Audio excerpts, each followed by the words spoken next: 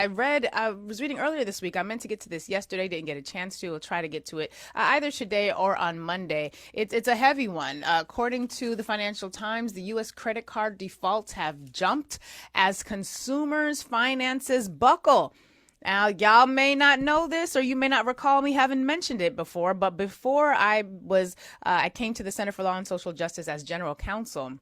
Back in 2015. I've since been elevated to executive director, but I came as general counsel, which was the lead attorney for the center. And I came to that position after having started my law career in the corporate space. And then I clerked for a while, dabbled in corporate for a bit. And then when I left the corporate space, I opened up my own law practice and I focused on economic justice issues. Well, that's what I called them. Really, I was defending homeowners who were being foreclosed upon in the 2008s and 9s and 10s. And I was also defending people who were victimized by very abusive debt collection tactics. And I mean, I'm talking just some terrible things where people would be getting like 10, 15, 20 phone calls an hour. Voicemails completely clogged with debt collectors harassing them. People would get letters and calls at work. It put their job at risk. Their families would be notified, really exposing their personal, really difficult financial situations to potential employers, potential colleagues, and family members. And little did many of my clients know, but that's against the law. Like there's an entire piece of legislation, one of my absolute favorite pieces of legislation. I'm a lawyer, I nerd out. But the Fair Debt Collection Practices Act is a phenomenal piece of legislation that is designed to protect those who have debts from being harassed about the debts. And then I also incorporated bankruptcy into my practice because while we of the global majority tend to think about bankruptcy as a personal failing, and in fact, it's not just we of the global majority, poor people tend to think of filing bankruptcy as a moral failing. While I had come out of the corporate space where rich people were like, oh no, we're just going to bankruptcy, take it into bankruptcy, reorganize some things, and then come out on the other side. Like for them, it was a planning tool. And I knew this because I started my career in the corporate law space, as I mentioned, learning how to deal with big money.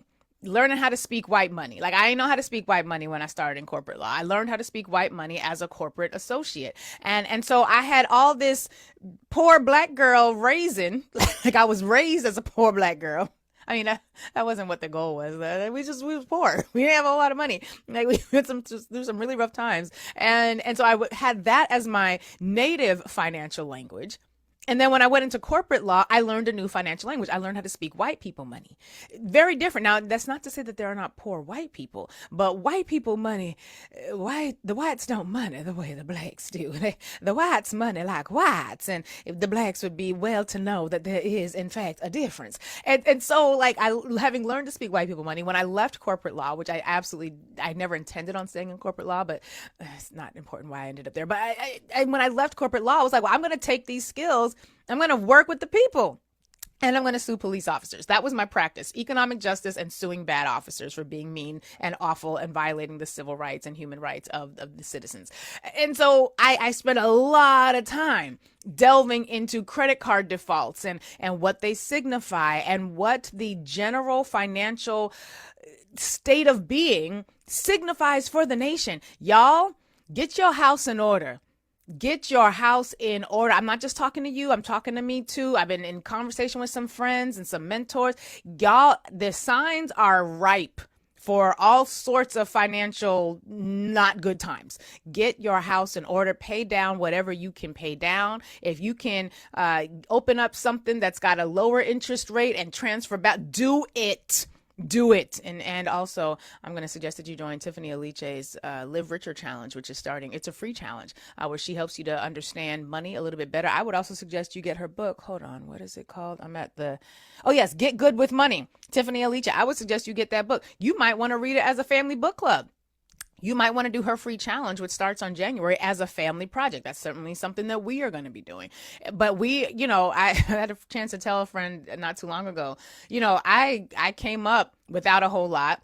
My spouse, came up similarly, didn't have a whole lot. We happened to do well very well for ourselves, considering, where we started from. But a lot of what we have learned has been through trial and error. There's been a lot of mistakes that we could have avoided had we had better advice and better counsel. Get you a financial planner or a financial advisor. Sit down with somebody. And I'm not talking about sitting down with your cousin and them. Now, your cousin and them might be a financial advisor, might be a financial planner, but some of you are not comfortable sharing these sorts of things with your family and friends. And I respect that. I get it. I understand it. And I recommend it in many cases. But find somebody who is neutral, someone who doesn't have an interest in the outcome, that you can get some really good advice from when it comes to your finances, because we're going to delve into that. But there's more to come there, and I just want us to be ready.